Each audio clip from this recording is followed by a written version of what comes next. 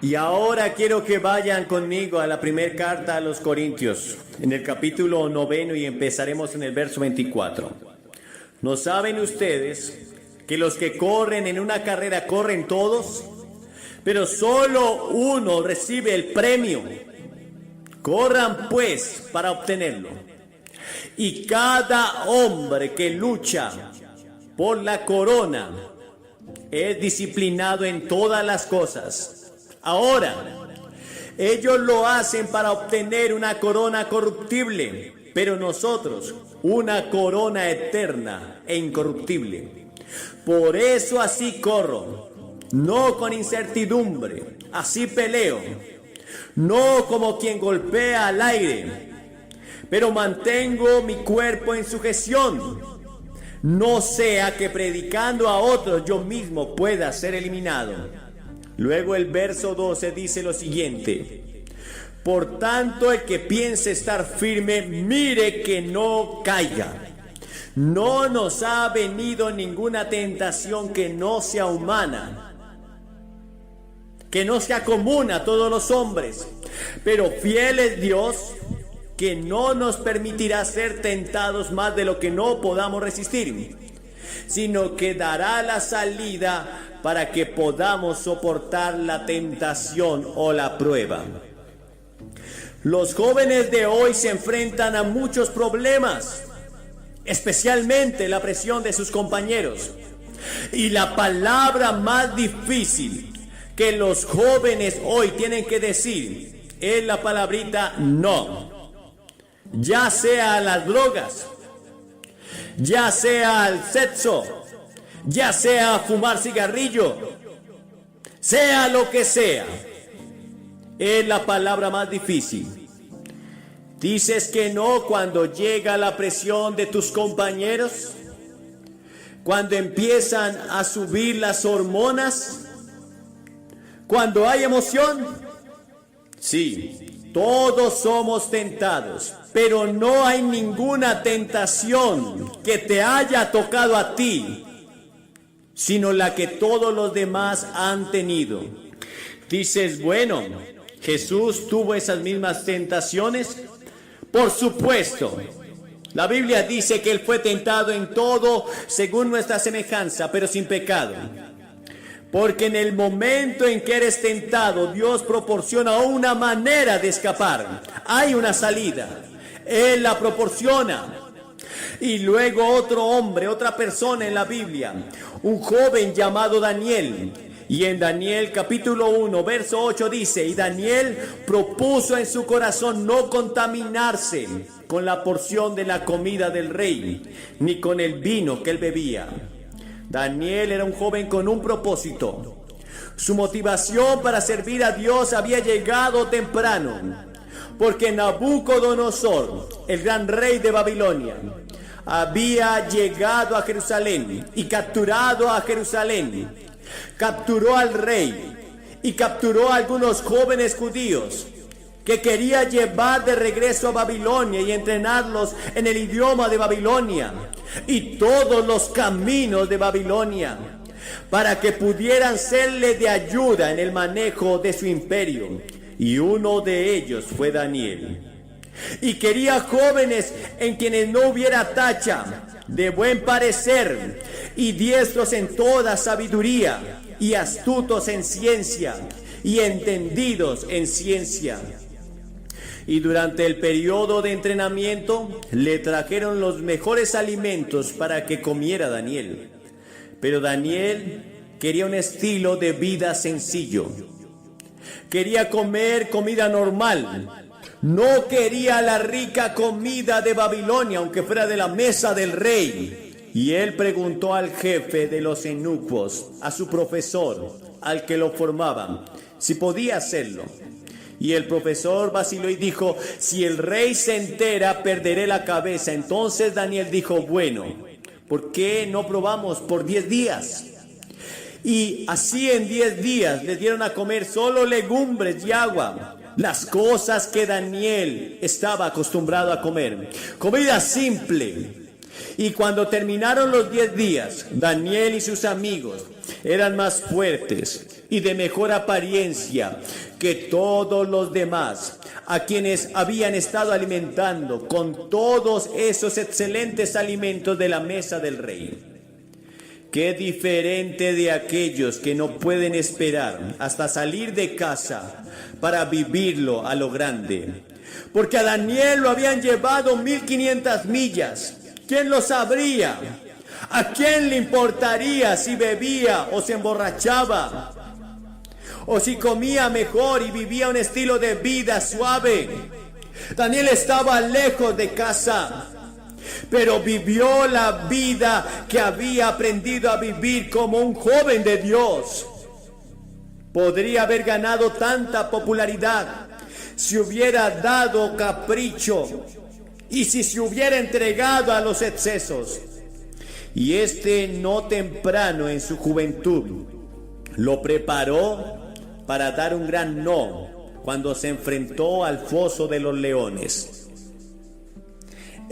No en su juventud fue una preparación para el gran no que un día tenía que decir. Cuando tuvo que enfrentarse a Belsasar el rey, él dijo que no, porque ya lo había aprendido desde el principio. Nos contaminamos comiendo en exceso. 11 veces en la Biblia se nos habla del exceso de comida, de beber demasiado alcohol, de consumir drogas, demasiada televisión. Jesús dijo en Lucas 21:34, miren por ustedes mismos, que sus corazones no se carguen de glotonería y de embriaguez y de los afanes de esta vida, de modo que el día de la muerte venga sobre ustedes sin que se den cuenta, o el día de su venida sobrevendrá sin que ustedes se den cuenta. Pablo dijo, no provean para los deseos de la carne, para satisfacer sus deseos. Pedro dijo, desde hace algún tiempo andábamos en lascivia, concupiscencias, excesos de vino, orgías, banquetes e idolatrías abominables. ¿Qué pasa contigo? ¿Vives una vida disciplinada? ¿Vives una vida organizada? ¿Tienes tu vida organizada y disciplinada hasta el punto de poder decir no a aquellas cosas que sabes que están dañando tu cuerpo? Verás, la Biblia enseña que tu cuerpo es templo del Espíritu Santo. Dios no vive en el edificio de la iglesia, Dios vive en ti. Y un grupo de nosotros llamamos a la iglesia una asamblea que formamos la iglesia. Y usamos el edificio y usamos sus instalaciones para reunirnos. Y por eso es un edificio sagrado, es un edificio santo, como lo era el templo en los días de Jesús, o se consideraban las sinagogas. Pero el verdadero templo de Dios es tu cuerpo. Y sin embargo dañas tu cuerpo por la forma en que lo tratas. Y luego otro hombre en la Biblia, un joven que dijo que no, que cambió la historia, fue José. Al parecer era el chico que más quería a su padre, y los otros niños se pusieron celosos y envidiosos de él. Entonces dijeron, vamos a matarlo. Rubén dijo, su hermano mayor dijo, no, pongámoslo en un hoyo y lo dejaremos morir allí, y papá no notará la diferencia. Pero entonces llegaron algunos ismaelitas y ellos dijeron, vamos a venderlo y ganar algo de dinero, y así su sangre no estará en nuestras manos. Dejaremos que los ismaelitas se lo lleven. Entonces lo vendieron como esclavo a estos ismaelitas y lo llevaron a Egipto. Y lo vendieron a un hombre llamado Potifar, que estaba en el gabinete de Faraón y se convirtió en esclavo, fuerte y guapo. En Génesis 39 nos habla de la tentación de José, y él dijo que no, porque la esposa de Potifar era una mujer hermosa y sexy, y ella se acercó a él y le dijo, José, ven, acuéstate conmigo, ven a la cama conmigo. Te he estado deseando desde que llegaste aquí, y ahora todos los hombres se han ido, mi marido está lejos, ven conmigo. Y él dijo, no, no haré esta gran maldad. Tu marido me ha tratado bien y pecaría contra mi Dios si hiciera eso. Y ella le suplicó y finalmente se enojó. Y salió corriendo de la casa y él dejó su abrigo. Y ella comenzó a gritar y a gritar. Ella gritó, violación, intentaron violarme. Y cuando su marido llegó a casa hizo encarcelar a José. José dijo no. Pero entonces Dios estaba con José. Él estaba con José en la prisión. Y todos ustedes conocen la historia de cómo Dios usó a José y lo nombró primer ministro de todo Egipto y ayudó a salvar nuevamente a su familia más adelante. Una larga historia que no tengo tiempo de contar esta noche, pero estoy seguro de que ustedes la conocen, la mayoría de ustedes. Ahora la Biblia enseña que el sexo no es pecado. Dios lo dio, es un regalo de Dios. El pecado es el uso incorrecto del sexo. Dios te dio la capacidad de hacer el amor, pero dentro de los vínculos del matrimonio, no fuera. El adulterio está mal. Es entonces cuando dos personas están casadas y luego la fornicación, los solteros, está incorrecto, es un pecado. Y sé que las ganas son tremendas, sobre todo cuando las ves en cada mostrador donde venden libros y revistas. Lo ves en la televisión, lo ves en las películas, lo ves en todas partes. Y toda la atmósfera está saturada de la idea del sexo. ¿Cómo dices que no? No creo que los jóvenes de hoy puedan decir no sin Cristo. Con Cristo y con el Espíritu Santo dándote poder sobrenatural, puedes decir no. Pero te diré que es difícil. Pablo le escribe a Timoteo y le dice, consérvate puro. Él dijo, huye de la lujuria, huye, corre. Cuando llegue esa tentación, corre. También dijo, pero yo guardo mi propio cuerpo y lo pongo en servidumbre. ¿Qué pasa contigo? ¿Tú lo haces? José lo hizo. Y Dios usó y bendijo grandemente a José. Y Él te usará y te bendecirá si decides decir no. Pero si dices que sí a alguna de estas cosas, ¿qué vas a hacer? Muy bien. Todos nacemos con la semilla del pecado en nuestros corazones. En pecado me concibió mi madre, dijo David. Pero ves que estas personas tomaron sus decisiones cuando eran jóvenes. Y Dios les dio el poder de decir no a las cosas que estaban mal. Ya sea la mentira, ya sean a los celos, sea lo que sea. Y todos somos pecadores. Todos hemos quebrantado la ley de Dios. Todos merecemos el juicio y merecemos el infierno. Pero para esto vino Jesucristo. ¿Sabes por qué vino? Porque la Biblia enseña que Dios es amor, Dios te ama. Y si fuera la única persona en todo el mundo, Dios te amaría. Él te amaría tanto que daría a su hijo para morir en la cruz por ti, incluso si fuera la única persona que hubiera pecado contra él. A pesar de nuestros pecados, a pesar de nuestras cosas malas, Dios nos ama. Y esa palabra amor es un amor que va mucho más allá del amor humano. Amor ágape, amor de Dios, amor sobrenatural. Ama más allá de todo lo que hayas conocido. Dios te ama, nunca lo dudes. Si no sacas nada de estos 3 días, espero que saques una cosa, que Dios te ama. Y Dios está dispuesto a perdonarte todos tus pecados. Está dispuesto a hacer un borrón y cuenta nueva. Él está dispuesto a arreglarlo, así como si nunca hubieras pecado. Eso es lo que significa la palabra justificación. Como si nunca hubieras pecado. Eso es lo que hace la sangre de Cristo. Cuando la sangre fue derramada en la cruz, esa sangre limpia todo pecado. Merezco el juicio, merezco el infierno, pero mis pecados han desaparecido. Mi juicio ha pasado, fue llevado en la cruz por Cristo. cuando Dios cargó en él los pecados de todos nosotros. No voy a ir al infierno, yo sé eso, yo voy al cielo.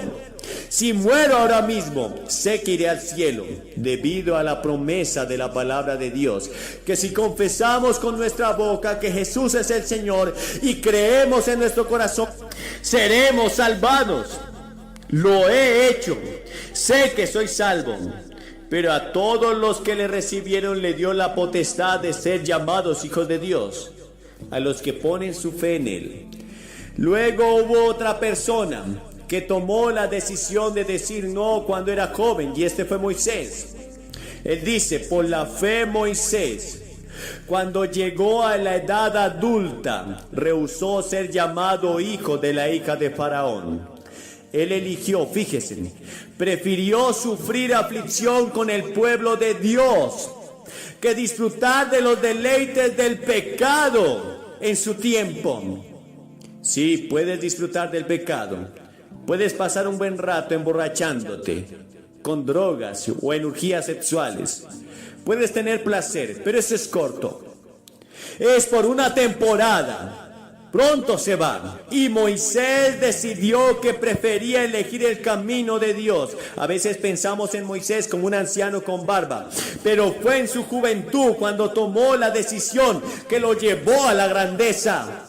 Hay una diferencia en la Biblia entre el placer por un lado y el gozo por otro. El que ama los placeres es pobre.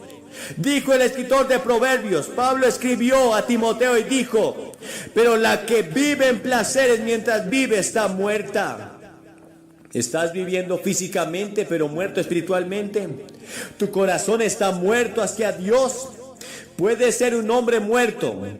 Acabo de escribir un libro sobre la muerte llamado La muerte después de la vida. Saldrá en este otoño. Y he profundizado en algunas de estas cosas. He abordado temas como la eutanasia. He abordado temas sobre la muerte y todas esas cosas de las que la gente está hablando hoy.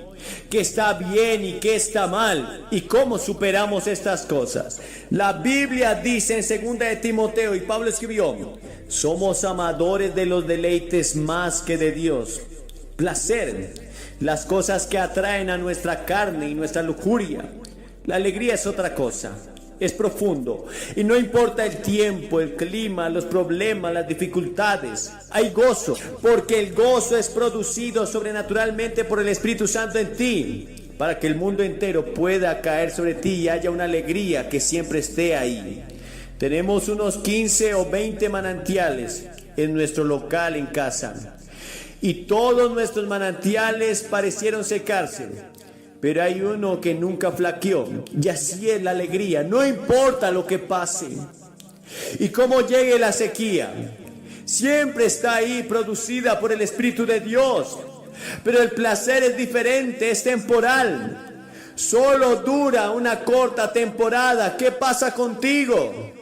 Bienaventurados seréis, dijo Jesús, cuando los hombres los odien y cuando los aparten de su compañía y os vituperen y desechen vuestro nombre como malo por causa del Hijo del Hombre. Regocíjesen en aquel día y salten de gozo, porque aquí vuestra recompensa es grande en el cielo, porque así hicieron al Hijo del Hombre y lo mismo hicieron a los padres y los profetas.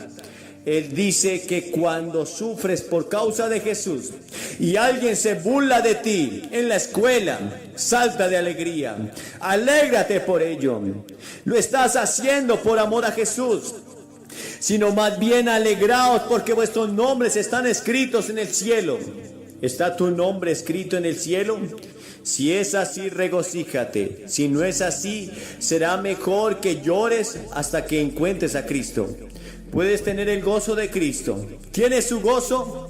Hermanos míos, tened por sumo gozo cuando estén en diferentes tentaciones y pruebas. Moisés eligió el gozo de seguir a Dios en lugar de todos los placeres de Egipto, porque Moisés era heredero del trono de Egipto. Muchas cosas grandes hizo Moisés en Egipto, un hombre valiente. pero lo abandonó todo para seguir a Dios, al desierto, e ir con el pueblo despreciado, que eran esclavos de Egipto. Luego está Jesús. La Biblia dice que Él fue tentado en todo, según nuestra semejanza, pero sin pecado. El diablo lo llevó al desierto, lo tentó 3 veces, y Jesús tuvo hambre. No había comido durante 40 días y 40 noches, estaba cansado, tenía sed. Sí, pero dijiste que era Dios. ¿Era diferente o no? Se había despojado de todos esos poderes sobrenaturales en ese momento. Se encontró con el diablo tal como lo hace usted como hombre. Y el diablo dijo: si eres hijo de Dios, ordena a estas piedras y conviértelas en pan. Puedes alimentar al mundo entero y no habrá hambre en el mundo.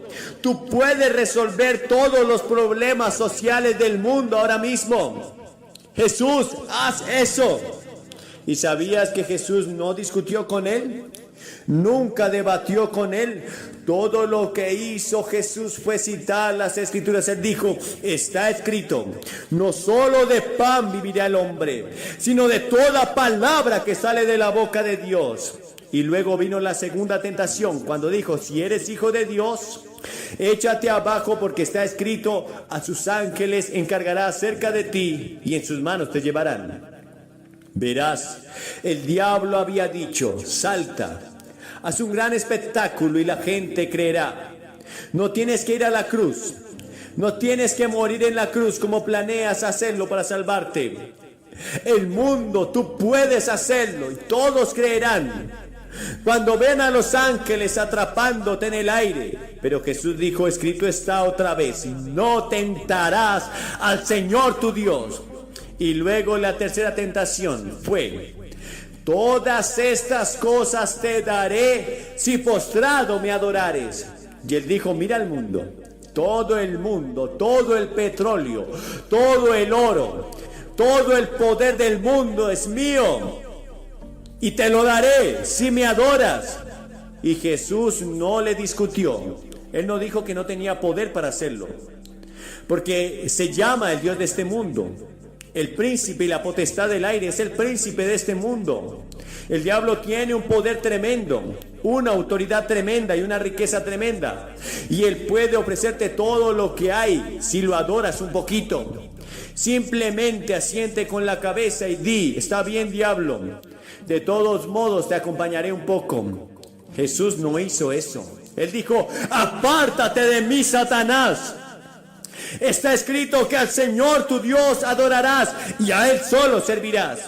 Entonces la Biblia dice que después de estas 3 tentaciones el diablo le dejó, y los ángeles vinieron y lo ayudaron. Tenga en cuenta esas 3 cosas. Jesús citó las Escrituras, estaba lleno del Espíritu Santo y estaba en la voluntad de Dios. ¿Estás dispuesto a decir esta noche que no a las tentaciones del diablo y sí al llamado de Cristo que Él te hace? Arrepiéntete de tus pecados. Eso significa cambiar tu forma de vida. Sígueme. Oh, pero dices: Billy, soy miembro de la iglesia y fui bautizado y confirmado. Sí, eso es algo maravilloso. Pero sería maravilloso si reconfirmaras su confirmación.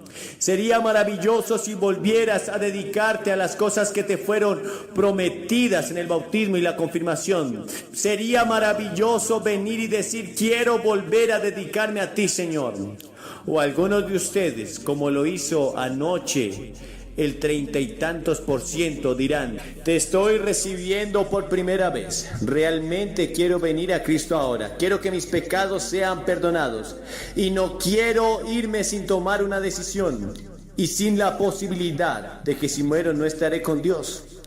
Entonces, ¿conoces a Cristo? ¿Lo has recibido? Dices: Billy, ¿qué tengo que hacer? 3 cosas. Primero, esté dispuesto a cambiar sus costumbres, cambiar de opinión. Eso se llama arrepentimiento en la Biblia. La segunda es que es por fe que se recibe a Cristo. No trabajas por ello, no lo compras. Es un regalo gratuito y lo recibes. Y en tercer lugar, estás dispuesto a seguirlo. Leer la Biblia, orar, testificar, vivir, dejar que el amor brille en tu vida. Eso significa seguir a Cristo. Eso es lo que significa decir no a las cosas que el diablo le gustaría que siguieras. Voy a pedirte que tomes esa decisión esta noche. Voy a pedirte que hagan algo que vimos hacer a cientos de personas anoche. Y he visto a personas en todos los continentes, más de 60 países. Voy a pedirles que se levanten de su asiento y se presenten ante esta plataforma y digan esta noche: quiero a Cristo en mi corazón. Quiero saber y quiero estar seguro y voy a dedicar mi vida a Él. Quiero un nuevo poder en mi vida, una nueva alegría en mi vida. Quiero el perdón de mis errores y fracasos pasados. Quiero comenzar de nuevo. Quiero comenzar de nuevo esta noche. Les voy a pedir que se levanten de sus asientos, ustedes jóvenes y mayores, cualquiera que sea su origen. Puede que seas miembro de la mejor iglesia de la ciudad, o puede que no seas miembro de ninguna iglesia, pero Dios te está hablando esta noche. Hay una vocecita en tu interior que te habla, tal vez haciéndote sentir incómodo. Esa es la voz del Espíritu Santo. Y sin su atracción, su palabra y su convicción, usted nunca podrá venir a Cristo. Así que levántese y venga ahora mismo. Cientos de ustedes, simplemente levántese de su asiento y vengan. Párese aquí en silencio y con reverencia te vamos a esperar. Y a ustedes que están mirando este video, Dios les está hablando. Y pueden ver aquí decenas y tal vez cientos de personas que vienen a Cristo, a su compromiso con Cristo en Dakota del Norte, Minnesota. Puedes venir a Cristo justo donde esté, en su habitación, en un bar, donde quiera que te encuentres. Dile sí a Cristo. Porque esta podría ser la última oportunidad. Quizás me estás escuchando en un hospital. Esta podría ser la última oportunidad. Y estás a tiempo de venir a los brazos de papá y pasar a una eternidad con Cristo. No dejes eso para mañana. Hazlo ahora. Di: yo acepto a Cristo. Yo recibo a Cristo en mi corazón. Soy un hijo de Dios. Él ha perdonado mis pecados y ha escrito mi nombre en el libro de la vida. Aleluya. Hace algunos meses una mujer me escribió muy preocupada y me decía allí en su mensaje: pastor, perdóneme, pero diga lo que usted me diga, yo no voy a volver a creer en Dios. Durante toda mi vida yo creí en Él, pero ahora acabo de comprobar de que Dios no existe. Durante 4 años yo vine orando por mi único hijo. Era el único hijo que yo tenía, para que Dios pueda restaurarlo, para que Dios pueda sanarlo de un cáncer que él tenía. Y ahora, a los 24 años de edad, él murió. Pastor, ¿usted cree que Dios es justo? Y volví allí a preguntar: ¿usted cree que Dios es justo? La primera pregunta que yo respondí a esta mujer, a esta dama que me hizo esa pregunta, después de contarme toda la tragedia y toda la historia, yo le devolví la pregunta y le dije: ¿tú crees que es justo culpar a Dios? Si tú me dices, si yo creo que Dios es justo al permitir que tu hijo pudiese morir, ¿tú crees que es justo que nosotros podamos culpar a Dios? ¿Tú crees que es justo? ¿Cuántos porqués en tu vida no han sido resueltos? Estuve leyendo un artículo interesante y decía que el 60% de ateos que existen en el mundo son personas que en algún momento creyeron en Dios. Todos creyeron en Dios. Sin embargo, ese 60% tuvieron tantas preguntas en su mente que no consiguieron encontrar respuestas. Y porque no consiguieron encontrar respuestas, llegaron a una conclusión. ¿Y cuál es la conclusión? Dios no existe. Si Dios existiese, ¿por qué permitió esta tragedia? ¿Por qué me quitó a mis padres? ¿Por qué permitió esta situación? ¿Por qué? ¿Y por qué? Y los porqués aumentan en la cabeza. Ahora, el problema no es preguntarse por qué. El problema es preguntar en el lugar equivocado.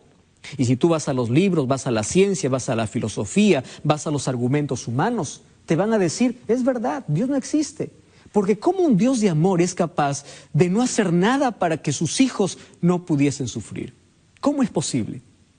Quedé impresionado. 60% de las personas que hoy dicen no creer en Dios fue porque no hubo respuesta para las preguntas que ellos tuvieron. ¿Y sabes por qué no encontraron respuesta? Porque no fueron a la fuente de la verdad. No fueron a la palabra de Dios. En la Biblia tú encuentras las respuestas para tus principales inquietudes.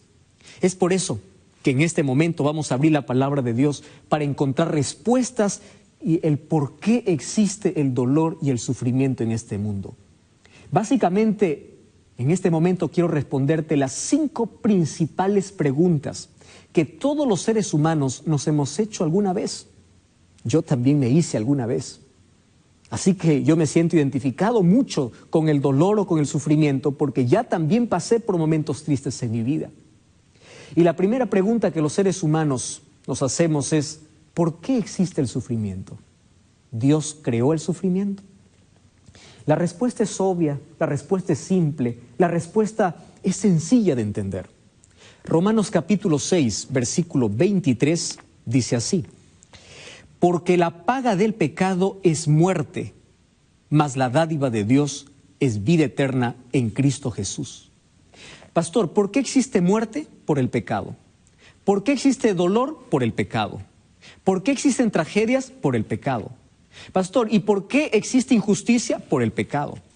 ¿Por qué? Todos tus porqués tienen un origen, tienen una razón de existir. Y para ello tenemos que trasladarnos allá al jardín del Edén, cuando Dios creó a Adán y Eva. En el plan de Dios, en el proyecto de Dios, al crear al hombre y a la mujer, no lo creó para que éste pudiese sufrir, lo creó para que pudiese ser feliz, lo creó para vivir eternamente. Pero esa felicidad y esa eternidad tenía una condición, y la condición era que ellos deberían depender siempre de Dios, deberían ser leales a Dios, deberían obedecer las leyes de Dios. Y Dios allí probó su lealtad. Allí puso en medio del huerto, en medio del jardín del Edén, un árbol. Y dijo, no toquéis, no os acerquéis, no tomen de este fruto, porque el día que ustedes coman, de cierto van a morir. Y tú sabes toda la historia, ya lo hemos hablado muchas veces. Un muchacho cierta vez me dijo así, pastor, ¿y yo qué tengo que ver con eso? ¿Cómo es justo, cómo es posible que yo pueda tener que cargar un error de 4,000 o 6,000 años? Allá ellos pecaron, ellos ofendieron a Dios, entonces ellos merecían morir y ellos merecían todo el castigo. ¿Por qué yo tengo que cargar si yo no hice nada? Yo no estuve allí en el jardín del Edén. ¿Sabes qué me hizo pensar mucho esa pregunta? Porque yo tenía que darle una respuesta inmediata. Cuando él me decía, ¿qué tengo que ver con la consecuencia del pecado si eso ocurrió allá en el Edén y quien desobedeció fue Adán y fue Eva? Entonces, yo quiero que pienses también en algo. Es verdad que tú no tuviste nada que ver allí, pero tampoco tuviste nada que ver en el rescate. Tampoco tuviste nada que ver en la salvación. Por eso la palabra de Dios dice, por uno entró la muerte, pero también por uno entró la vida. Por Adán todos morimos, pero por Jesucristo todos podemos vivir. Eso significa, así como tú no tuviste nada que ver en la entrada del pecado, tampoco tuviste que hacer nada para que hoy puedas tener acceso a la salvación. Dios te entregó, Dios te dio. Entonces estamos en la misma situación también hoy que Adán y Eva. Es cuestión de nuestra elección para vivir o para morir eternamente. Entonces, la respuesta es simple. ¿Por qué hay sufrimiento? Por la entrada del pecado. Lejos de Dios es un caos. El momento que el ser humano se separa de Dios, empieza a morir. ¿Qué cosa es pecado? Pecado es darle espalda a Dios. Pecado es ofender a Dios. Pecado es desobedecer la voz de Dios. Pecado es ofender o romper la ley de Dios. Es decir, romper una relación con Dios. Y cuando uno da un paso al costado de Jesús, cuando uno huye de Dios, entra en el terreno de la muerte, del dolor y del sufrimiento. Y aquí viene una segunda pregunta que los seres humanos nos hacemos. Pastor, ahora entiendo el origen del sufrimiento, pero ¿por qué todos tenemos que sufrir?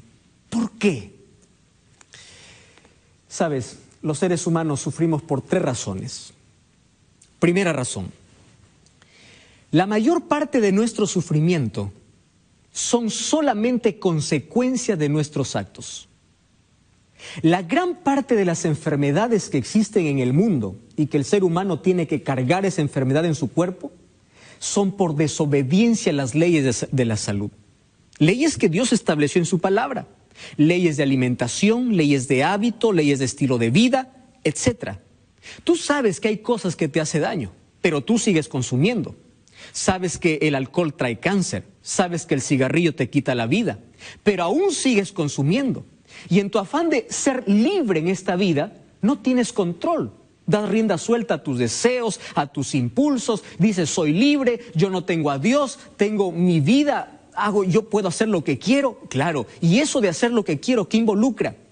Involucrarse en el placer, dar rienda suelta a los sentidos, satisfacer nuestros propios deseos.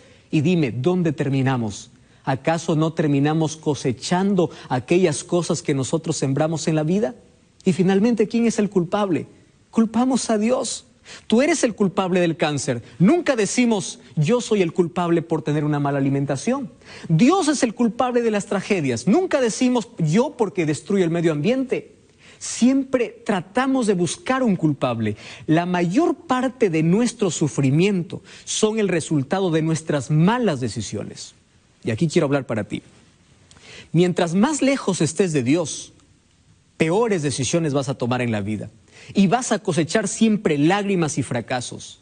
Mientras más lejos estés de Dios, entonces tú no vas a tomar decisiones sabias. Y allí tú te vas a hundir en el sufrimiento. Por eso es una pérdida de tiempo, pérdida de vida, pérdida de horas, vivir lejos de Dios. Dios quiere liberarte del pecado. Dios quiere salvarte del pecado, porque sabe que las consecuencias del pecado traen sufrimiento. ¿Por qué muchas personas están en la cárcel?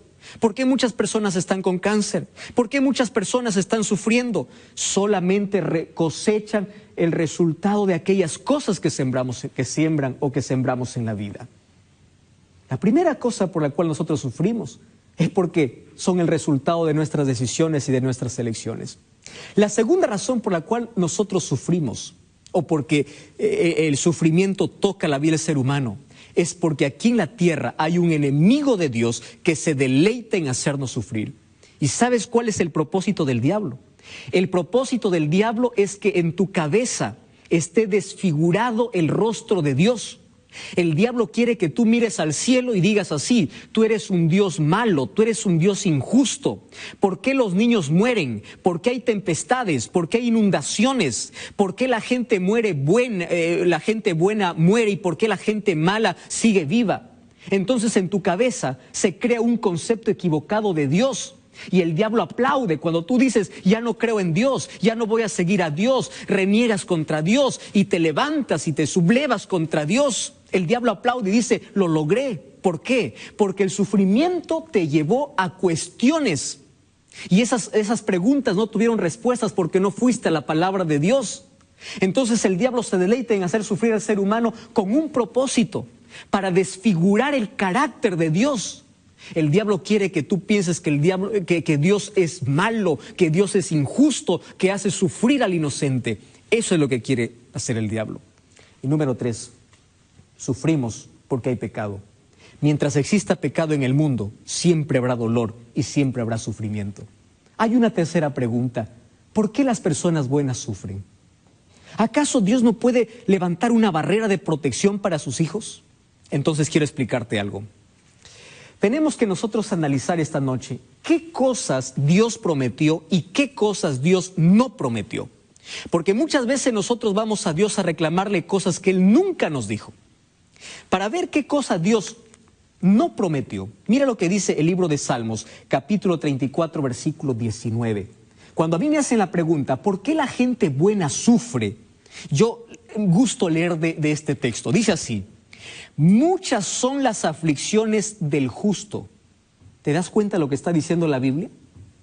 Quiere decir que el hombre justo, la persona íntegra, la persona fiel a Dios, no está excluida del sufrimiento. Muchas son sus aflicciones, pero también dice, de todas ellas Dios las librará. Versículos anteriores dice, cercano está Jehová a los quebrantados de corazón. Y el versículo 17 dice, claman los justos y Jehová los oye y los libra de todas sus angustias, de todos sus problemas. ¿Esto qué significa? Dios nunca prometió que mientras estés en el mundo, el sufrimiento no va a tocar tu vida.